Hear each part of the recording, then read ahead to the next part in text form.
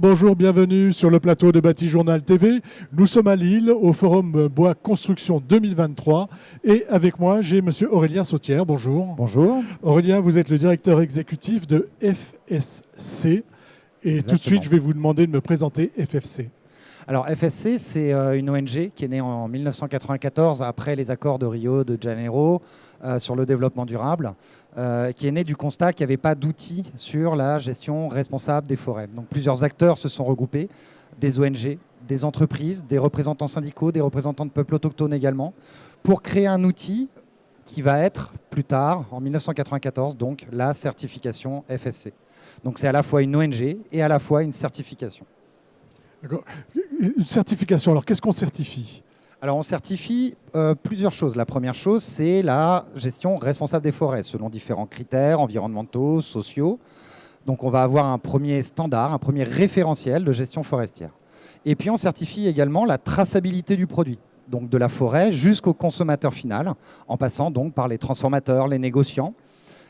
Et ça, c'est ce qu'on appelle, nous, la certification de traçabilité. On peut entendre le terme de chain of custody en anglais, chaîne de contrôle en français.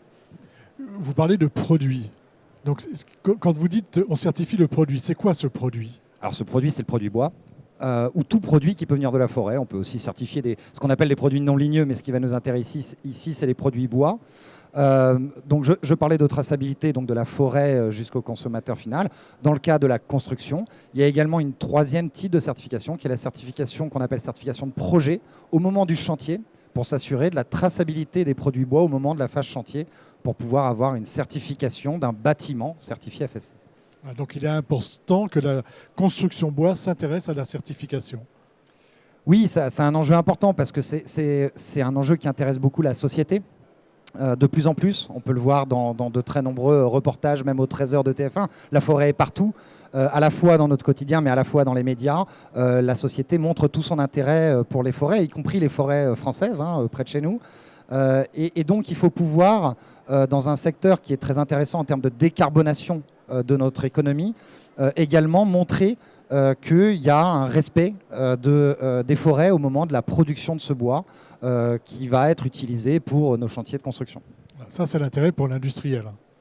Alors, pour l'industriel, il y a effectivement cet intérêt-là de pouvoir montrer que son action est positive sur l'environnement, mais il y a aussi un intérêt économique, bien entendu, de la certification.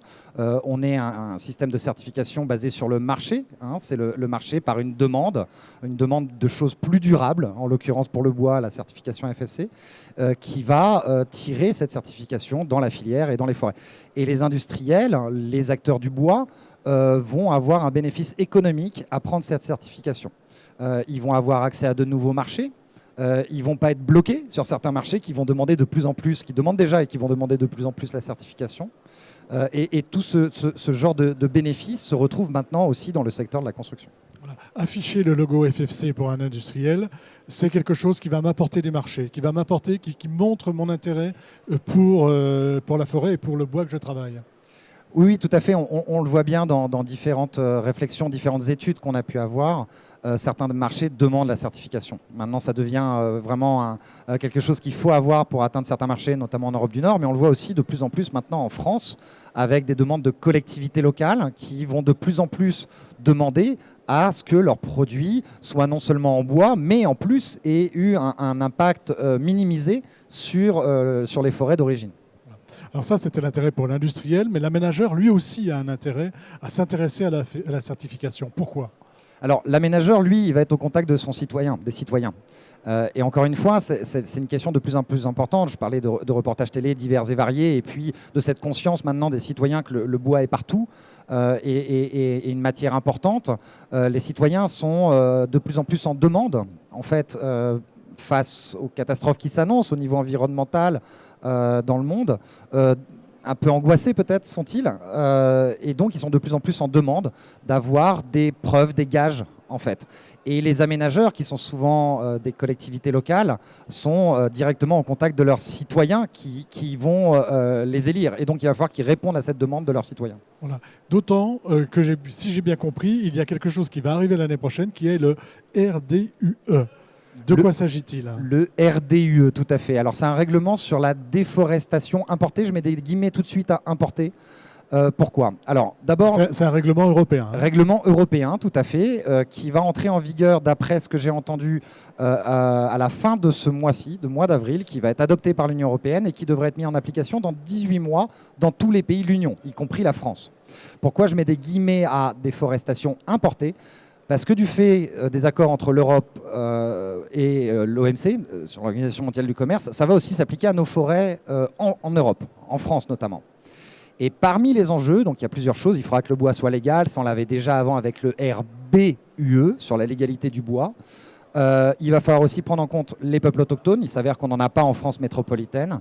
Mais il va aussi falloir prendre en compte ce que l'Union européenne appelle la dégradation des forêts, qui est finalement la transformation de forêts naturelles en forêts de plantation, qui va être très largement contrôlée par ce RDUE.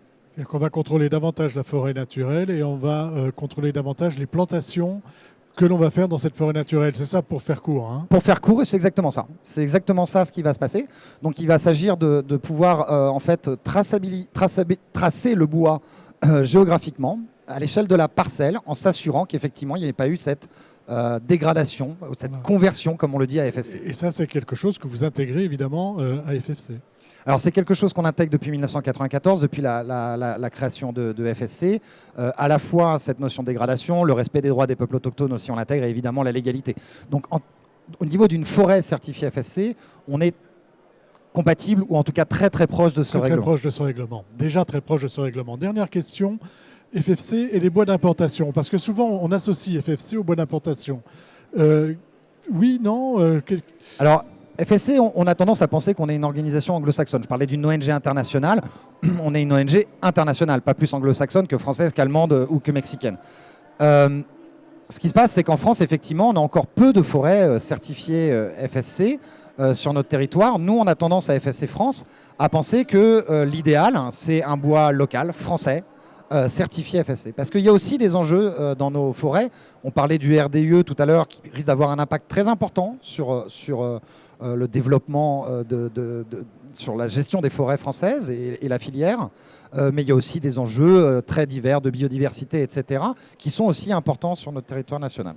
Voilà, c'est ça. Quand on parle de forêt et de déforestation, on pense souvent loin, mais c'est aussi ici que ça se passe. Et il faut faire attention et être plutôt... Enfin, je ne parle pas de la déforestation, mais en tout cas, il faut aussi faire attention sur notre territoire et vous êtes là pour ça. C'est ça. Il faut toute raison garder, évidemment. On n'est pas du niveau de l'Amazonie. Nos forêts augmentent en termes de surface, mais c'est vrai qu'il faut regarder un petit peu cette qualité. Je crois que c'est le message de l'Union européenne. À tort ou à raison, mais c'est un fait, c'est un règlement. Nous, au niveau de FSC, on fait très attention à ça, à cette question de la qualité des forêts. Donc, FSC s'intéresse aussi à ces questions-là au niveau du niveau national. Et on voit bien qu'en fait, tiré par la demande, en fait, il y a une augmentation du nombre d'entreprises sur la filière qui ont la certification FSC. On est à 900 entreprises maintenant en France. Et puis, une augmentation du nombre d'hectares de forêts certifiées FSC avec tout type de gestionnaires forestiers qui ont la certification, que ce soit l'ONF, des grands acteurs privés, des coopératives, des experts forestiers, des collectivités locales. Donc tout est prêt, si vous voulez, pour développer la certification FSC sur notre territoire, y compris dans la construction. Écoutez, merci. Merci d'être venu nous parler de FSC. Avec grand plaisir. Donc, une petite émission à retrouver sur notre site internet, sur les sites internet de nos partenaires que sont Woodsurfer et bien sûr le Forum Bois Construction. Merci à vous. Merci à vous.